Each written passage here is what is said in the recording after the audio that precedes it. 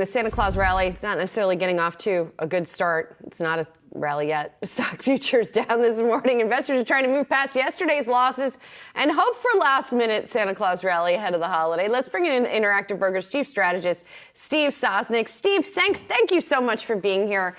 Awesome to see you here just ahead of the holiday. And as we look at the sort of lackluster action this week, I mean, can we extrapolate anything bigger out of it? Or is this, I mean, do we need to sort of discard the last few weeks of December typically? Good morning, Julie. It's great to see you. And I think as much as a lot of us would like to just pretend the last couple of weeks didn't exist, we can't. And I do think that, some of the numbers that you guys were just discussing show you how the sentiment has really changed dramatically. And really, there's been people getting rid of their winners that had worked for them for so long. I mean, I know as you said, we could talk about Tesla the entire segment, but talk about the mentality change on that stock, and then you throw in Apple, you throw in Microsoft, Meta, some of these other stocks that had been big winners.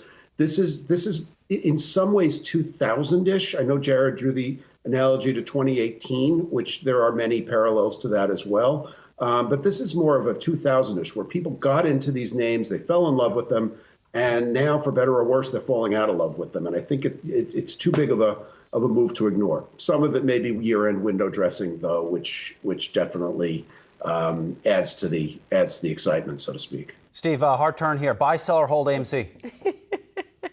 You know where I stand on that one. No, but really, it's wild. Some of these moves are insane, and they continue after that offering. I'm looking at the ape shares on the Yahoo Finance platform. They're going bonkers. AMC bonkers too. Just for the average investor out there, when they see news like this and these moves, what should they be doing, and what shouldn't they be doing? Here's the problem right now with that. So yes, you actually should be seeing ape shares jumping and AMC shares falling as they converge to each other, because the new thought is that you're going to be able to that they're going to be recombined into one class. The ape shares were basically a vehicle for them to dilute the stock. The AMC shareholders said no, so they came up with an end around it. They have since diluted them. Now you have this deal where they sold it to someone for 66 cents, which isn't exactly it's raising money at that level. That doesn't tell you anything much good. And they're going to do a 10-for-1 split, which reverse splits never bode well. So I give Adam Aron credit. I'm not going to throw him under the bus here.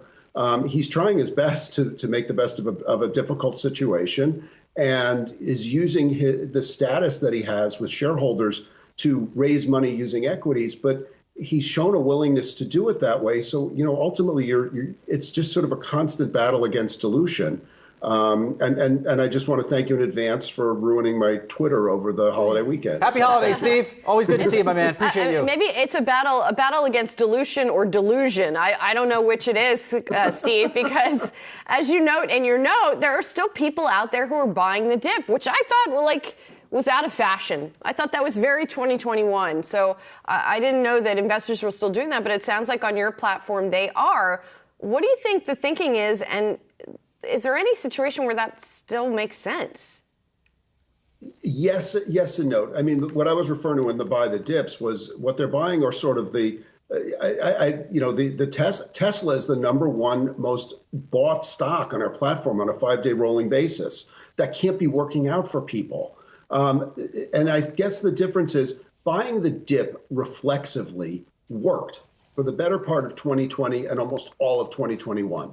And when people find a strategy that works for you essentially 100% of the time, they're going to keep doing it. The problem is it's the kind of thing that doesn't keep working all the time. And when the facts change, your strategies need to change. And what you're seeing now is buying the dip reflexively is not a great strategy. Buying the dip overall is not a bad strategy. But you need, if you're buying a dip, you need to be considering, is this stock good fundamentally? And secondly, am I getting in the face of a freight train that's going in the opposite direction? So momentum matters. Again, 2020, 21, the momentum was generally higher. Almost every stock was trading up. So the trend was higher. In so many cases now, the trend is lower. it's much more difficult to buy dips in a downtrend. That's where and I've said this on the program before, you need to think about buying dips and selling rips. But in general, I think the idea of buying growth stocks just because they're labeled growth stocks doesn't work anymore. I've been fairly consistent about this for the last couple of months, is I think that the artificial distinction between growth and value is gone. That doesn't mean that there aren't growth stocks, so-called growth stocks, that aren't also really good values. But if you're going to be trying to buy a dip, you better be doing it because you think it's a good value and because you think this is something I might have to hold for a little bit to realize that value, not necessarily for a quick trade, or not necessarily saying XYZ is down a certain percentage, therefore I'm going to buy it.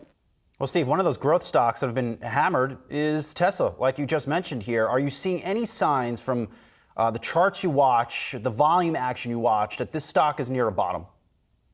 Not yet. And I do have to disclose that I'm one of those people who has been short Tesla and long some put options, and it's been working out. Holiday gifts on you. Yeah, exactly. But so in a sense, not really, because the problem here is the rise that we're giving back was so dramatic. If you look back on the charts, we went parabolic. We started to go parabolic in 2020, late 2020, and then it got added to the S&P and, off to the moon, so to speak, or into orbit, to use the SpaceX analogy. But now, we're coming back, and it's not clear where the level is of support. And the bigger problem I have, and I think where you were talking before about analysts and changing their mindset, is I think Elon Musk has become much more toxic to a lot of the Tesla car buyers. I think that, to a certain extent, think of who was buying a Tesla and think of who he's now doing sort of alienating via Twitter. And those may be the same people. And that's really potentially very damaging to the brand. And we won't know this, but the idea for a while, but the idea that they're giving extra incentives into the end of the year tells me they must have some worries about meeting whatever their sales projections are. I don't think he's wrong necessarily to put some of the blame on the economy, but to a certain extent, Tesla buyers, they're not leasing them for the most part. These are more affluent buyers, and so yes, everybody's getting hurt a bit by the economy, but I think that I think that he's done some real damage to the brand through his comments. Maybe he just needs to be quiet and focus on the business for a while. Steve, between your comments on AMC and disclosing you have been short Tesla, I think you're going to have a very busy weekend. My friend on Twitter, hey, it is what it is. Good to see you as always. I regret saying yes to the producers. No. We'll see you back next week. Interactive Brokers Chief Strategist Steve Sosik. Always good to see you, my friend. Happy holidays. Same to you, Brian. Same Appreciate to you, Julie. Take care.